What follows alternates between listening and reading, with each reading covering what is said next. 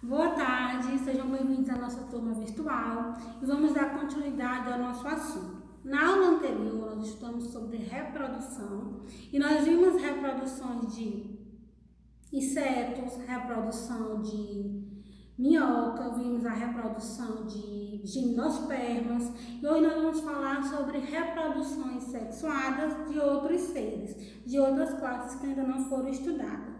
Primeiro, vocês vão abrir o livro de vocês na página 104, no capítulo 6, e vocês vão ler com bastante calma esse capítulo, certo? Não vale só ouvir a videoaula, tem que ler também. Então, vamos lá. Lá na página 104, ele vai falar da classificação de alguns seres, né, de acordo com a reprodução dos vertebrados. A reprodução dos vertebrados acontece de maneira distinta e pode apresentar, por exemplo, características como ovíparos. Quem são os ovíparos?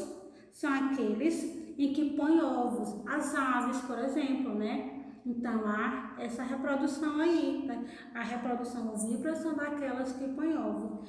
Tem a reprodução ovovivíparos. Quais são elas? Neste grupo, o crescimento do embrião acontece no interior do ovo, que fica guardado no corpo da fêmea.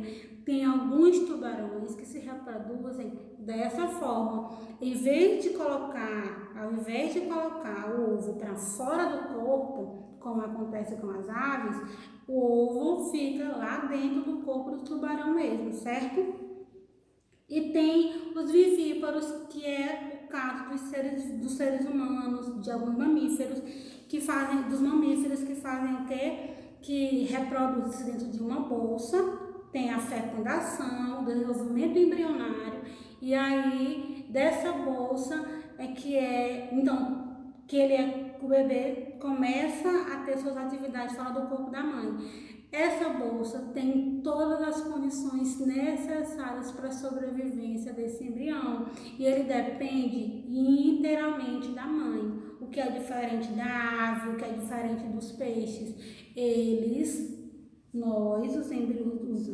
Os embriões de mamíferos, necessitamos inteiramente do corpo da nossa mãe, certo?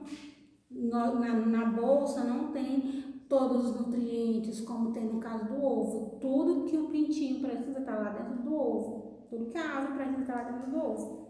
Ok? Então, na página 105, tem falando sobre reprodução de peixes. Vamos lá ver como é que esses peixes se reproduzem. Primeiro, eles têm sexo separado, certo? Então, nós vamos ver aqui casos de animais com sexo separado e que tem fusão de gameta, união de gameta. Só que tem uma diferença, né? No caso aqui do peixe, tem até uma coisinha engraçada que ele fala no caso do cavalo marinho, que ele é um peixe curioso, isso porque, segundo aqui o livro, né? E você vai pesquisar e vai ver que é verdade. O cavalo marinho é que fica grávido. Estranho. Exatamente. Isso acontece por quê? Porque a fêmea põe os ovos no interior de uma bolsa incubadora no abdômen do macho. Então, é como se tivesse uma bolsa, tipo a que tem marsupial, que tem no canguru.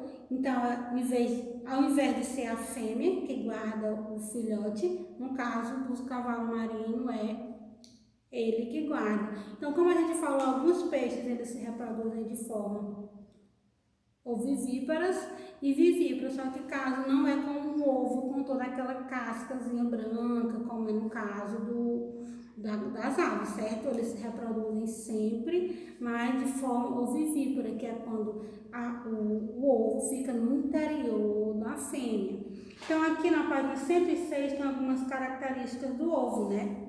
Do peixe, que são nadadeiras dorsais, ele tem ânus, ele tem um orifíciozinho aí, tem a nadadeira anal, que fica perto do ânus, tem a nadadeira caudal, que fica lá na cauda, tem a nadadeira do par ventral, ele tem opéculo, e ele tem a nadadeira peitoral, e tem narinas e boca e olhos também, certo?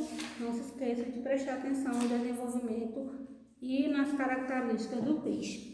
Na página 109 está falando da reprodução dos anfíbios. Aqui ele me dá o exemplo do sapo. tem também rãs, tem salamandras, certo? Os anfíbios, eles se reproduzem como? Eles precisam do contato.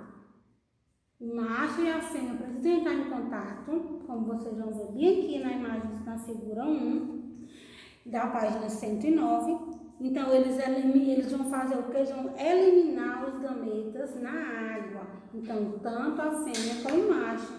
E é lá na água que esses óvulos vão ser fecundados, entendido? E aí parece uma gelatinazinha solta dentro da água. Se você já nunca viu, pois é, parece uma gelatina, esse monte de ovozinho que vai ser fecundado. E aí daí que vai ter o embrião, vai ter o embrião vai se desenvolver, vai formar um girino, e aí vai acontecer o quê? O girino, se vocês forem observar, ele tem uma característica diferente de quando ele está na fase adulta, porque ele tem cauda. À medida que o girino vai se desenvolvendo, vocês vão observar aí da figura 5 até a figura 8, ele vai perdendo essa cauda. E é interessante porque a respiração dele também vai mudar, certo? Então, ele é totalmente aquático na fase dele juvenil, já na fase adulta ele vai mudar, ok? Vai perder uma das características. Aí vem a reprodução agora dos répteis. Lagartos, cobras, crocodilo também precisam trocar gametas, certo? Os répteis podem ser divididos nos grupos de tartaruga, cobras, lagartos e cágados, crocodilos e aligatores. E por fim, as tuataras. Eles são diógenos, sexo separado e necessitam dessas células para reprodução. Alguns, a grande maioria, se reproduzem por meio de óvulos. A maioria mesmo é ovíparo, tá certo?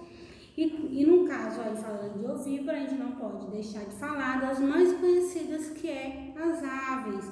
As aves também necessitam do contato macho e fêmea, da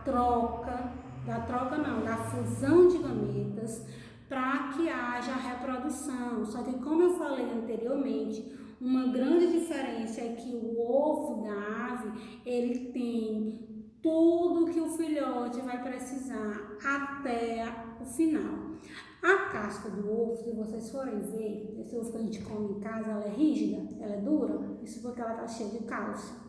À medida que o embrião vai se desenvolvendo, ele vai fazendo o quê? Ele vai consumindo aquele cálcio, vai consumindo o cálcio e o cálcio vai diminuindo, isso vai fazendo com que a casca do ovo fique mais fininha, por isso que ele consegue romper quando está na hora dele ter uma vida fora do ovo, certo? Eclodir do ovo, que a gente chama. Então, vocês vão observar que a estrutura do ovo é albumina, que é a clara, cavidade amniótica, que é um saquinho onde está o embrião, né, da ave. Tem uma câmarazinha de ar, que é uma passagemzinha onde o albumina não encosta. Tem o alacode e vasos sanguíneos, por isso, alguns ovos, quem tem costume de comer ovo caipira, quando você vai partir o ovo, ele sai umas radiazinhas de sangue, né? Isso são os vasos sanguíneos, que são alampacores, viu? Que são rádias de sangue, os vasos sanguíneos. Aí tem também o saco vitelino, que é onde possui os nutrientes necessários para o desenvolvimento do embrião, que é a gemazinha que a gente conhece, ok? Então, ela tem muito nutriente.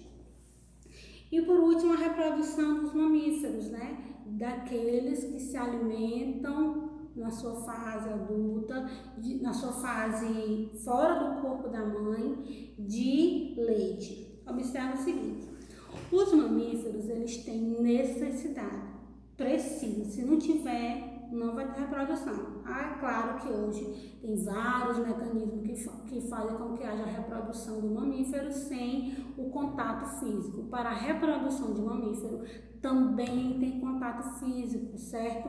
Para poder haver trocas de gametas para poder haver fecundação, fusão desses gametas sexuais. Só que alguns casais, por terem dificuldade de engravidar, vão fazer o quê? Pega o óvulo da mulher, pega o espermatozoide do homem e vão fazer essa fusão artificialmente, que a gente chama de fecundação in vitro, fecundação assistida, fecundação artificial, certo? Compreendido? O embrião do mamífero, ele tem necessidade do corpo da mãe. Então, ele não, diferente da ave, ele não vai conseguir viver fora do corpo da mãe, ou vai ficar, no caso do tubarão, só dentro de uma bolsa que tem tudo. Não, não é dessa forma. Ele precisa inteiramente do corpo da mãe, certo? E aí ele vai se desenvolver, e aí ele vai vir a hora dele também sair do corpo da mãe e passar a ter outro tipo de alimentação, né? Que é leite, que é característica do mamífero. Alguns mamíferos, como no caso do canguru, ele termina a sua reprodução, desenvolvimento embrionário, sua reprodução, dentro de uma bolsa fora do corpo da mãe, que fica na parte de fora do corpo da mãe, que é a bolsa marsupial, certo? Que é onde ele vai terminar todo o seu desenvolvimento, até ele passar a ter condições de viver sem as estruturas corporais da mãe. Compreendido? Reprodução de anfíbios, de répteis, de água, dos mamíferos, ok? Então, até a próxima aula. Bons estudos.